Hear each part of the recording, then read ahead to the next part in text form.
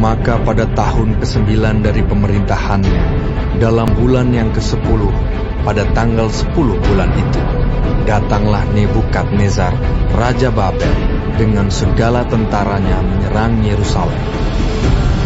Ia berkemah mengepungnya dan mendirikan tembok pengepungan sekelilingnya. Demikianlah kota itu terkepung sampai tahun yang ke-11 zaman Raja Zedekia.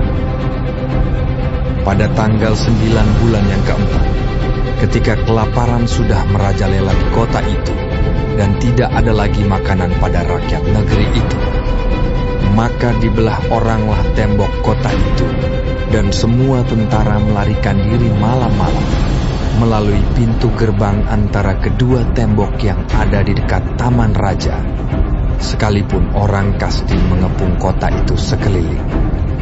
Mereka lari menuju ke Araba Yordan. Tetapi tentara Kasdim mengejar raja dari belakang dan mencapai dia di dataran Yeriko. Segala tentaranya telah berserak-serak meninggalkan dia. Mereka menangkap raja dan membawa dia kepada Raja Babel di Ribla yang menjatuhkan hukuman atas dia. Orang menyembelih anak-anak Zedekia di depan matanya. Kemudian dibutakannya lah mata Zedekia, lalu dia dibelenggu dengan rantai tembaga dan dibawa ke Babel. Dalam bulan yang kelima pada tanggal 7 bulan itu, itulah tahun ke-19 zaman Raja Nebukadnezar, Raja Babel, datanglah Nebuzaradan, kepala pasukan pengawal, pegawai Raja Babel, ke Yerusalem. Ia membakar rumah Tuhan, rumah raja, dan semua rumah di Yerusalem. Semua rumah orang-orang besar dibakarnya dengan api. Tembok sekeliling kota Yerusalem dirobohkan oleh semua tentara Kasdim yang ada bersama-sama dengan kepala pasukan pengawal itu.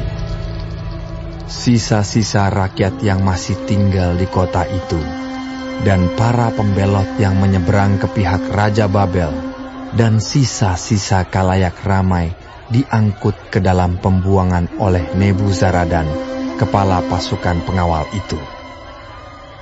Hanya beberapa orang miskin dari negeri itu ditinggalkan oleh kepala pasukan pengawal itu untuk menjadi tukang-tukang kebun anggur dan peladang-peladang. Juga tiang-tiang tembaga yang ada di rumah Tuhan dan kereta penopang dan laut tembaga yang ada di rumah Tuhan dipecahkan oleh orang Kasdim dan tembaganya diangkut mereka ke Babel. Kuali-kuali, penyodok-penyodok, pisau-pisau dan cawan-cawan, dan segala perkakas tembaga yang dipakai untuk menyelenggarakan kebaktian diambil mereka. Juga perbaraan-perbaraan dan bokor-bokor penyiraman, baik segala yang dari emas maupun segala yang dari perak, diambil oleh kepala pasukan pengawal itu. Adapun kedua tiang laut yang satu itu, kereta penopang yang dibuat oleh Salomo untuk rumah Tuhan, tiada tertimbang tembaga segala perkakas ini. 18 hasta tingginya tiang yang satu, dan di atasnya ada ganja dari tembaga. Tinggi ganja itu 3 hasta, dan jala-jala dan buah-buah delima ada di atas ganja itu sekeliling. Semuanya itu tembaga. Dan seperti itu juga tiang yang kedua, disertai jala-jala. Lalu kepala pasukan pengawal itu menangkap Seraya, imam kepala, dan Zefanya, imam tingkat 2, dan ketiga orang penjaga pintu.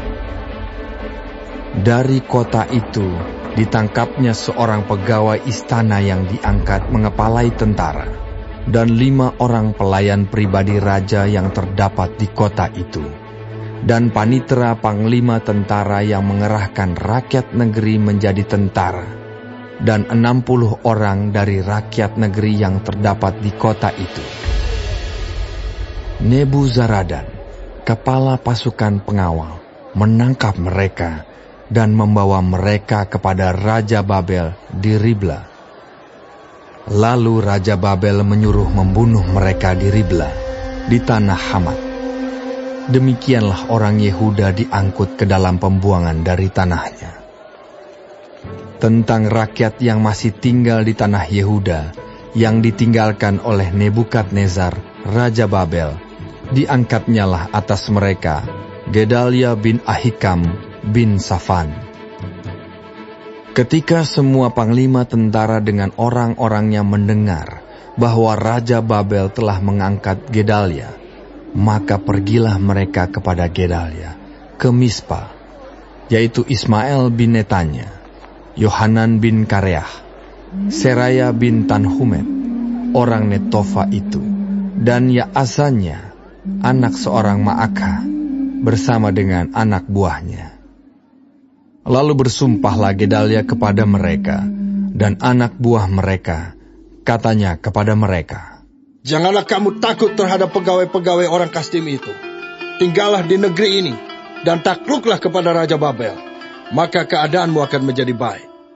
Tetapi dalam bulan yang ke-7 datanglah Ismael bin Netanya bin Elisama, seorang yang asalnya dari keturunan raja, dan 10 orang bersama-sama dengan dia.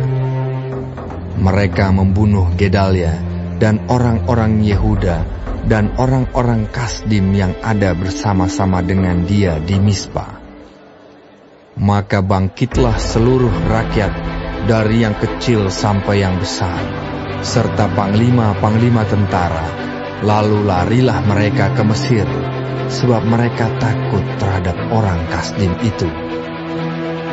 Kemudian dalam tahun ke-37 sesudah Yoyakim, Raja Yehuda dibuang, dalam bulan yang ke-12, pada tanggal 27 bulan itu, maka Ewil Merodah, Raja Babel, dalam tahun ia menjadi raja, menunjukkan belas kasihannya kepada Yoyakin, Raja Yehuda, dengan melepaskannya dari penjara. Ewil Merodah berbicara baik-baik dengan dia, dan memberi kedudukan kepadanya lebih tinggi daripada kedudukan raja-raja yang bersama-sama dengan dia di Babel. Ia boleh mengganti pakaian penjaranya, dan boleh selalu makan roti di hadapan raja selama hidupnya.